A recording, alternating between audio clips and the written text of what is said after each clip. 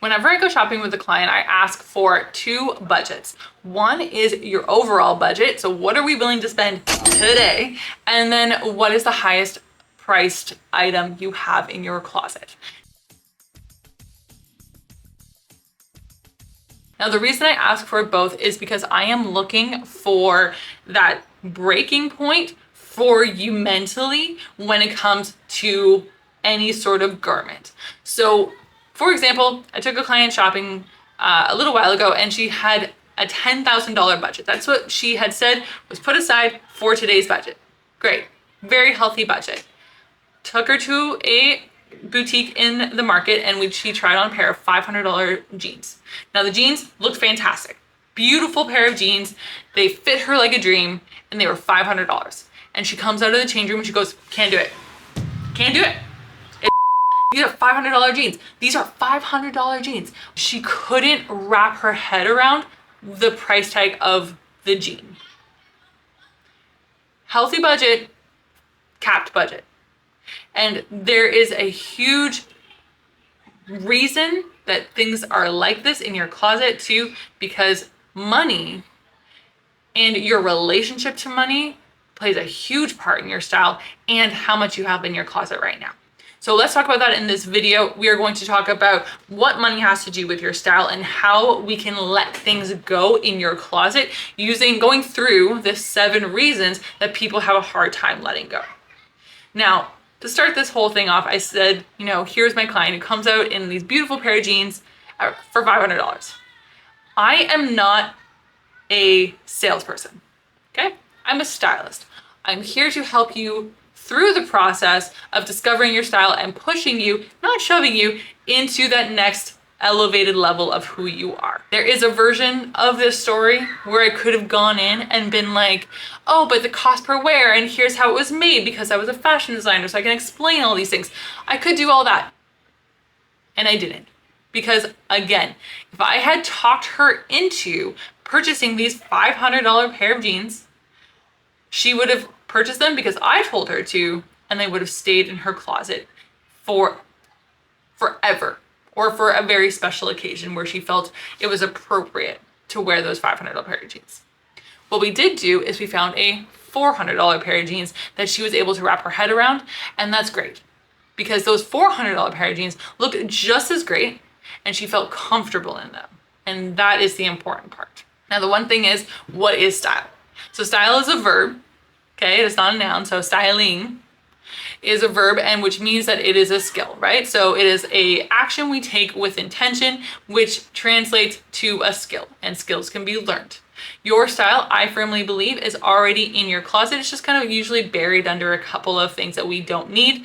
And once we're able to cull away some of the things that make us feel uncomfortable or unneeded, we're able to really see what we have left. And those pieces are the bones of our personal style. And then you just need strategies on top of that to kind of push you to that elevated level. I hope that makes sense and it wasn't too technical right off the bat, but if you're still here, let's talk about the 3 things that impact your personal style. Number 1, your habits. Now, I'm not talking about brushing your teeth or not. This is how you purchase things, your shopping habits, your letting go habits. This is how you interact with your clothing on an unconscious level. So I'm not imagine walking into a room and turning off a light switch or turning on a light switch. That is a habit, something that we do that way, something that we do unconsciously that ends up being the building blocks of kind of who we are as a person. Now, when we're talking about habits within your wardrobe, we are talking about when you get dressed, you naturally reach for earrings. You take your jewelry off at the end of the night. These are kind of the habits that I'm looking for, and because these are the ones that are going to dictate what we need to change or disrupt to create new habits to get you to that new level. So for instance, I had a really hard time wearing earrings. Those were always the things that I forgot to do. And so I moved all of my earrings to the cup holder of my car because that is where I remember to put them on. I always take my earrings and my jewelry off to go to the gym and to go to yoga. And so I was constantly just finding an earring here and an earring there, different kind of pant pockets and my purse. So instead I just put one of those little cup holder, like for cupcakes, in my cup holder in my car, and that is where they live now. Is it the smartest place for people to put jewelry? It works for me. But that new habit that I've created helps me feel a bit more put together when it comes to where and when I put on jewelry. So that's what I'm talking about when I'm talking about habits. Not to be confused with your lifestyle, which is also going to dictate what your overall style looks like. So your lifestyle means kind of like what you do on a daily basis. Do you go to work? Do you work from home? Do you have kids? Do you have a partner? Do you spend a lot of time getting dressed? Do you go to yoga and need a few different outfits to wear to that? This is what I'm talking about. So what are the actions that your life takes that we need to make sure that you have clothing that you can wear for those actions? And then you have your overall vibe. Now, I like to call it a vibe, but some people like to call it an essence. Some people call it your internal value system. I've heard that one, but that one just feels like a mouthful. So I'm just going to call it your vibe. Now, this is going to feel like the essence of who you are. So when you put on a piece of clothing and it really feels like you and you shimmy, like women do this, that's what I'm talking about. So I really want to find out what kind of words we're looking for that help describe you as fashion words. Now, fashion words are things like boho, chic, feminine, masculine, and they are going to give me more of an idea about the type of clothing that you like to adorn yourself with. Now that we know what styling is and how to kind of have an idea about how to find it, I do have other videos on my channel that you can kind of flip through when we're looking to really fully break down your personal style and find those style words. So don't stress about that right now. Right now, we're looking inwards to your closet and letting go of the clutter we don't need. So there are 7 reasons that people hold on to pieces. And number 1 is money. Almost always it's money. And we're talking men, we're talking women, we're talking everybody that I've worked with has had an issue with money with at least one garment. Now, memories are another one that pops up. This is more like your nostalgia pieces. Then we have lifestyle shifts, we have gifts, trust, we're gonna get into that in a bit, and then overwhelm, and then finally time. We're going through each one of those to really kind of figure out a system to help you work through those blocks when it comes to uncovering your personal style. Money. I have to keep it because it was expensive. No. I have to keep it because that brand is expensive or that's a good brand. Our society values money. We value money, we value power, and we value productivity. So it makes sense that as someone who makes money, works, spends their time earning money, has an attachment to the thing that money bought them. That makes sense. Holding on to something because it costs money, that's where we need to have a conversation. Money is a subconscious representation of time. You spend X many hours working for that thing, which is often why we have no problem tossing something that was quite inexpensive, but a much harder time tossing something that was expensive. Now, different ways of growing up will have different pushes and pulls when it comes to things like this. If your thought process when throwing away something that was inexpensive is, oh, but it's still good, we're not talking about money. My grandmother is Hungarian. She grew up in the Hungarian Revolution, and she throws away nothing. She refuses to throw away anything if it's still good. Now, to her, it's still good means that there are no rips beyond repair, and there are no stains, and it fits somebody in the family. That's her version of it's still good, which doesn't have to do with necessarily money. It has to do with the scarcity. If I get rid of this, if I let it go, will I be able to find something again? Now, I put that more into trust rather than I have this because it costs this much. One of the other things that pops up under this kind of money umbrella is I paid this much and I made a mistake, which again erodes away the personal trust that we've developed within ourselves. So money, when it comes to clothing, is important, but I need to know if you're holding on to it for one of the other reasons. So the other reasons being, oh no, that's still good, in which case we're going to push that over into the trust category, or this is from a good brand, or I'm keeping this because I don't want to admit that I made a mistake. So we're going to shove those over into trust, and let's go back to talking about money. Remember that our closets are full of symbols, and we put meaning onto those symbols. So symbols could be that brand we were talking about. It could be the interview jacket that you have or the funeral dress that you have. If you grew up with phrases like money doesn't grow on trees, that is the mindset that we need to shift when it comes to the money holding up space in your closet. Because here's the thing. If you're holding on to it from scarcity, why are we at this point where we think that we won't be able to replicate this piece if we needed to? Now, again, that does kind of like fold over into trust, but we need to understand, are you holding on to it because you're scared of money, or are we holding on to it because you are showcasing money? So this is the flip side, the other side of the coin, if you will, of money. So there's the I can't throw it out because it costs money, but then there's I only bought it because it costs money.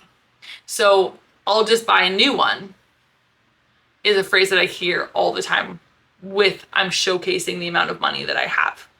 Or I just bought this, insert brand name here, because it was expensive.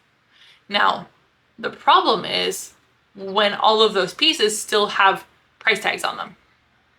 So those are phrases that you say when it comes to money, your problem or your challenge is more along the lines of, I don't think I'm worthy of the pieces that I just purchased. Or it is a shopping problem. So there's two things that could happen at the same time. The shopping problem is I shop because it is something to do. It is a hobby. And you purchase these things because you get a dopamine release from purchasing new items, even though they all have price tags. If you are the showcaser, so if you have pieces in your wardrobe that all have price tags, you buy them because you are showcasing your wealth, then what we need to do is we need to work on you and decide that we are worthy of wearing the expensive pieces that we have. What is that block? What is that phrase you keep saying to yourself that says, I'm not worthy of this? And you're trying to convince yourself that you are by purchasing the thing because someone who's like blank has these things. So I'm going to have these things so I can feel like confident, strong, powerful. What is that word that we're missing in this sentence? And if you are in the scarcity camp, then what is it about money that makes you feel scared and or you don't trust yourself to find another garment if you were to need it? For those of you who have a scarcity mindset issue, we need to work on your trust. And for those who have a showcasing issue, we need to work on your worth, your self-worth. Some things that we can do to reclaim the value that is already in our closets, especially if you have a lot of clothing that has price tags on, is can you sell any of it? Clothing still has an inherent value, especially when it hasn't been worn very often. So if these garments are good garments, you could look into selling them on Facebook, on so many different apps. You could sell them at consignment stores. There's a lot of ways that you can get a value back from a collection that you've developed. So right now, if you're looking through your closet and you're realizing that these phrases are hitting a little too close to home, know that you can get some of their value back depending on where you are in the world and how people resell their clothing.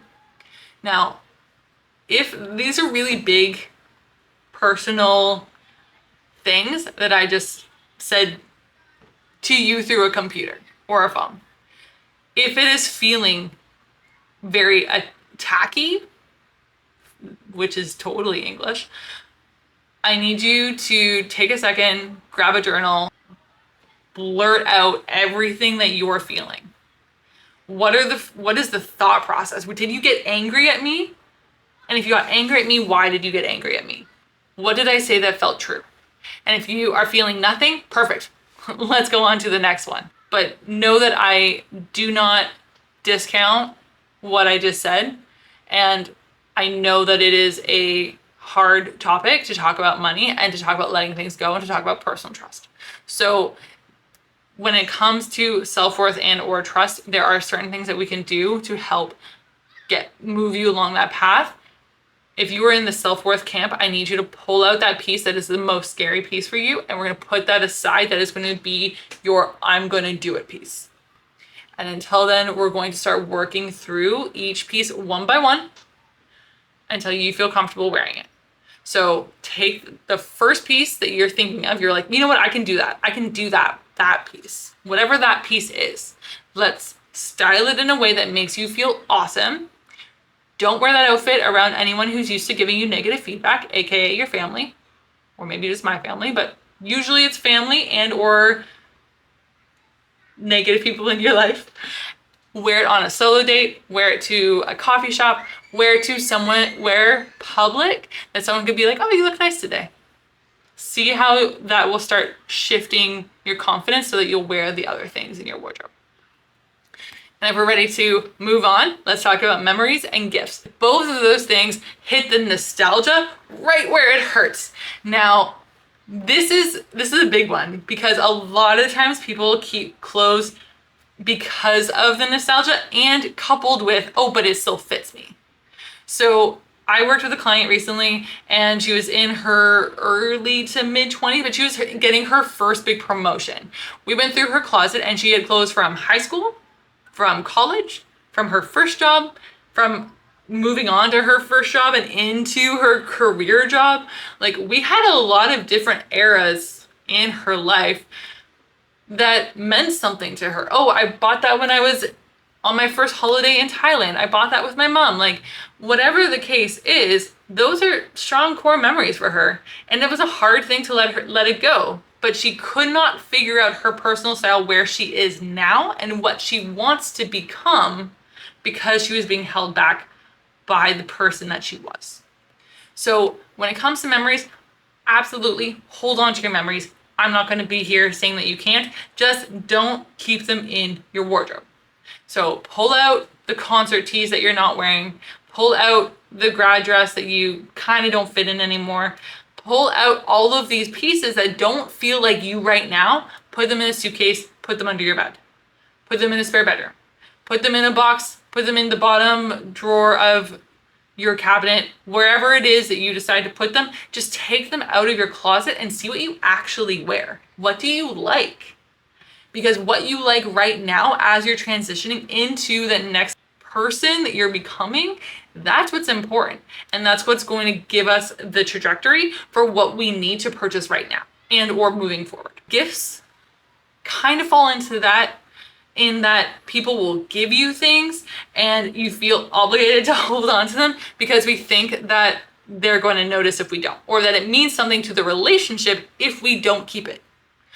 I was working with a client and she received it was like a cape, like a one size fits all shirt that's not one size fits all because she was very small. And she kept it because her mother-in-law gave it to her. She's like, oh, but what, what if she said, what if she know? When has your mother-in-law ever gone into your closet and said, hey, so you remember that red cape that I gave you, in 2016? Where is that? Your relationship with the person is not dictated by you keeping every single thing that they gave you. That's creating a boundary. And boundaries are hard to maintain because you can't ask other people to maintain your boundaries. You have to maintain your boundaries. So if you're not wearing it, again, it doesn't belong in your closet. You can keep it. Know that it doesn't mean that you love your mother-in-law any less than you do. But let's, again, put it into that suitcase with the other memories so that we are not constantly staring at it as an option that we're really not going to use, because it's the staring at the so many options that makes our brains tired and we really don't have a lot of brain space to really think about like, oh, what do I want to wear? And then sift through a bunch of things that either don't fit or don't feel like us. So the intention is to make your morning a lot easier by just removing the things that we're not wearing. So before I said that my client was feeling a lifestyle shift, like she was getting her first big promotion. There are so many reasons that our lifestyles shift over the years. There's body changes, there's having a baby, there's your friend group changing, there's moving, there's so many things. When I was living in Paris, my style was totally different than when I was living in New York, which was also totally different than the person I'm living in and the person I am now in Ottawa. I will even go so far as to say that my personal style when I was a fashion designer versus my personal style now as a stylist is night and day. In fact, one of my close friends said, oh, you really had a glow up since you quit doing your fashion brand. Thank you, I think. She meant it as a compliment. I'm sure she did. There's a lot of reasons that your lifestyle is going to change, and understanding how to work with that change and when the change is happening.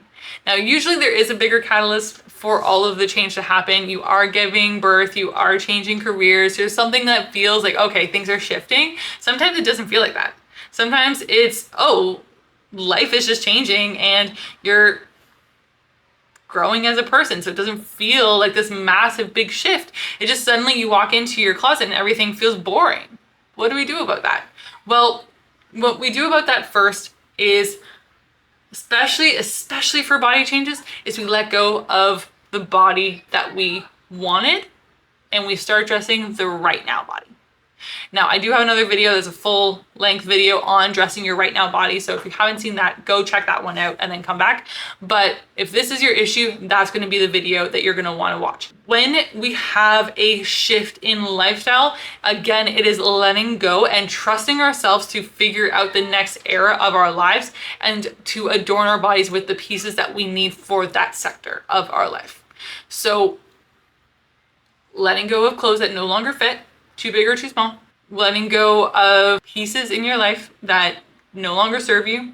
And when I say pieces, I mean like the motorcycle jacket that you thought you were gonna wear, but you just never do because you're not that type of person. Something like that. Or saying, you know what, I wear sneakers all the time, so I'm gonna just be the sneaker guy. And let go of the dressy shoes that you always thought you were gonna wear because your dad wore it, but you have them, but you don't wear them. But you were wearing them because your ex-girlfriend thought that they were really cool. See what I'm saying here? Letting go of those pieces that no longer feel authentically you so you can make space visually and mentally for the person that you're becoming.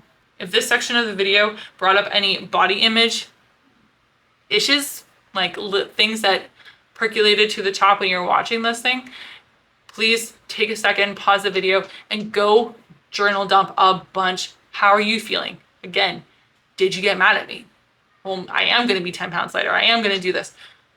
There's nothing wrong with your body right now. Every body deserves to be adorned, and there is clothing for every body shape. I don't care what shape you are. So if that's really what's feeling like the sticky point right now, this is a much deeper conversation. Again, I highly recommend that other video, but for sure, stop the video, journal what you need to journal, and get it out. Holding it in is what's stopping your style journaling right now. Because if we're constantly dressing for a body we wish we had, we will never figure out how to adorn the body that we have right now. Trust. Trust is a big one. It's a big freaking thing. And we don't think about trust when it comes to getting dressed in the morning. We don't go, do I trust myself? I ask, do I trust that fashion tape that's holding my girls in? But I don't ask, do I trust myself? Do I trust myself to have the strength and the wherewithal, I guess? We don't talk about trust very often when it comes to our wardrobes, but I've seen memes saying like, ooh, I trust that button that's holding the girls in. Do you trust yourself to find or acquire the clothing that you're going to need for the person that you're going to be in the future? And if the answer is, oh, I never thought about that, perfect. Let's think about that. Because your body is not going to stay the same. Sorry, it's just not. The body that you have today is going to shift. Bodies are supposed to shift. And if they didn't, that would probably be a little bit more problematic. It means that something's wrong. But bodies are going to shift. Your job is going to shift. We are feeling the pressure of career changes left, right, and center. We are feeling the pressure of clothing brands not being made as well as they could be. There's a lot of things that have to do with trust when it comes to the clothing that we have in our wardrobe. And this is one of the biggest things that I work with clients about, is because there's different ways that we can build trust within ourselves. And it starts by taking an action that we didn't think we were ready for. And I know that sounds weird because this goes back to like where I push, but I don't like shove. So when it comes to trust, it's not built by doing nothing. It's not built by staying in our comfort zone. Now, when I say comfort zone, what I mean is wearing the same thing every single day. It is not built by not doing the thing that you want to do. So if you want to wear a suit to work and you're not in a career path where you do wear suits, but you love that like suit look, what's stopping you from wearing the suit? Is it what other people are going to think? Because I promise you, people are going to say something. People do not like change. And we don't like other people changing because we don't know how to react to that person who's changing. So if you come in wearing a suit one day, or if you come in wearing bright pink one day, or insert whatever thing that you wanted to wear, someone that first week is going to say something, especially if you back down. So day one, you walk into work and you're in this beautiful suit, and someone's going to say, oh, you look nice today. Where are you going? You're going to a funeral? Someone else is going to say, oh, you going to an interview? And you're going to have answers for that, right? Or you could just laugh it off and say, no, like, I'm just trying something new, right? But then if you walk into work the second day, also wearing a suit, people are going to have something to say about that. Oh, you're dressed up today. Trying to make the rest of us look bad? That comment, are you trying to make the rest of us look bad, says more about the person that is talking, not the person who showed up in the suit. By day 3, by day 4, by day 5, the people around you are starting to get used to you. So by day 6, when you show up after the weekend, also in a suit, they're now expecting it. And now it's going to become this, oh, well, they just dress nice. Because people don't like change, but we get used to change very, very quickly. So yes, it is going to be uncomfortable those first few days. And I recommend also, if you are going to change or elevate your style, if you're afraid of those types of comments, or if it makes you super uncomfortable, do it gradually. Wear the suit jacket, wear the suit pants, wear just the suit, but don't add any of the accessories like a pocket square or a tie or cufflinks. Just move forward gradually and people will get used to it slower, but we're getting used to it. And the same works with print, it works with color, it works with patterns, it works with all sorts of things. When you're up-leveling your style, people are going to say something because you are changing the way that you want them to interact with you. And I'm going to say that again, you are changing the way that you want other people to interact with you. And they will, because clothing is a tool that we use to navigate the assumptions made about us. My question is, do you trust yourself enough to follow through with that action of wearing the suit now every single day? Because that is the person that you want to be, and that is the type of responsibility you want to have. Because when you're wearing a suit, you're in charge. That's how it feels, right? You're the boss. You're making steps in that direction. Oh, well, I can't wear a suit if my boss doesn't wear a suit. Why not? What is your boss going to say? The boss is still the boss. The boss's title hasn't changed. The only thing that's changed is your reaction to how you show up to work. And trust, it says a lot. And trust is built by saying you're going to do something and then doing it. And then say you're going to do something else and then doing it. No one thinks I'm going to jump out of a plane and just wing it. No pun intended. Some people actually might think that. But it takes trust. Trust in yourself. Trust in that you'll actually get to the top of the plane and actually jump. trust that the parachute is going to work. There's a lot of things that needed to happen before you get to the edge of that plane. So what are the steps that you need to do? Because everyone's starting point is going to be different. If my starting point is up here, my next step is up here. If your starting point is down here, this is where you're trying to get to. So you cannot judge up here to where you are. There's 7 steps in between that. Knowing and seeing where that next step is what's going to be able to help you grow within your style along that. So ways that you can work on this would be finding inspiration that you really like that makes you feel a little bit sticky. I really wanted to wear that suit, but it doesn't feel right. Well, of course it doesn't feel right. If it felt right, you'd be wearing the suit all day. You wouldn't need me. You wouldn't be watching this video. If it felt comfortable already, it wouldn't be a stretch. So if you wear a suit right now and you don't know how to accessorize, play around with different shoes, different accessories, different brooches. Push yourself to that next level. Because that push is where that trust happens. You did something hard and you did it anyway. You thought it was hard, you did it anyway. Now, overwhelm and time is the last thing we're going to talk about. And part of the overwhelm is our brains want to keep us safe at all costs. Our bodies are superhuman in that we are trying to keep us safe and protected, and we put in excuses because we don't know how to do something. So when we're dealing with overwhelm, well, we don't know how to let things go. We don't know how to organize our closet. So why would I do that? This feels sticky. I don't want to do this. It doesn't feel comfortable. There's too many things. I don't know where to start. All of these things are excuses that our brains put in to protect us because it doesn't want to have to think about it. It doesn't want to have to deal with it. It doesn't want to have to deal with the amount of emotions that are going to come up when we start going through all of these things. And so our brains are always looking for that easy way out. And so the way to combat that is by having a plan. And I have other videos on how to declutter. So if decluttering is very specifically like, do we keep this? Yes or no? Do we not keep this? Yes or no? That type of step-by-step. I have other videos, like I said, go watch those videos. But if we make a plan and we set time in our schedule to do it, time, not task. Put aside an hour. I'm going through my closet for an hour. We set a timer and we're intentionally going through our closet for an hour. And then when the hour is done, and we set another hour later in the week to do it again. Or 4 hours or half, whatever it is, where you're setting a time-bound section, not a task-bound section, because that will help with the overwhelm, because you can do anything for an hour.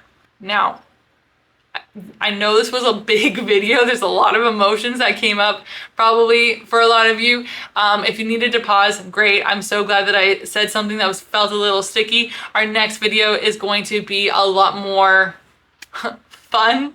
So stick around. I put out a new video every Wednesday. And if you're not on my mailing list and you want to have a little extra tips from me about decluttering and a step-by-step guide that way, written format, you can join via the link in my bio, and I will see you next Wednesday.